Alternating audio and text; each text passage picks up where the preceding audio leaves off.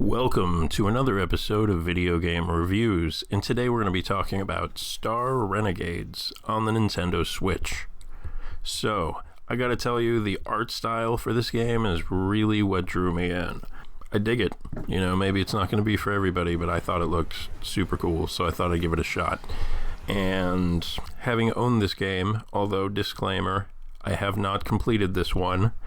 You know, that's a little unusual. Most of the games that I review on this channel, I have completed, but not Star Renegades. I've deleted it from my system. I think it's trash. Spoiler alert. So what is it?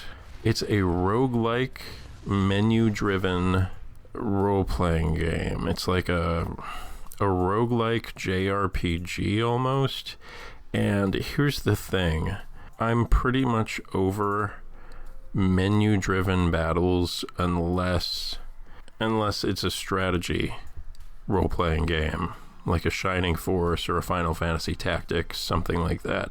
But a more traditional, and there is don't get me wrong, there is some strategy elements here in terms of which enemy you attack at what time with what skill or weapon, so there is a little more to it, but also what that means is that your menu-driven JRPG style battles tend to be, every encounter tends to be like pretty long, which is okay if this game weren't a roguelike. That's my, I mean, if that sounds cool to you, if going through a bunch of boring, long drawn out JRPG battles only to die, which you definitely will, and then basically start all over to build your team up again from more or less scratch.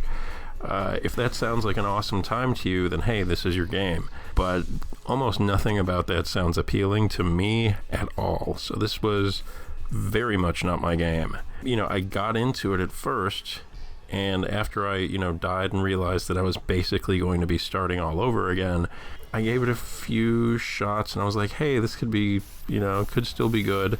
I just got to give it a chance. I just got to give it more of a chance. And then after I realized that this wasn't going to be the game for me, but hey, I should at least finish it. And I continued on and, with that mindset for a little bit. And then I was like,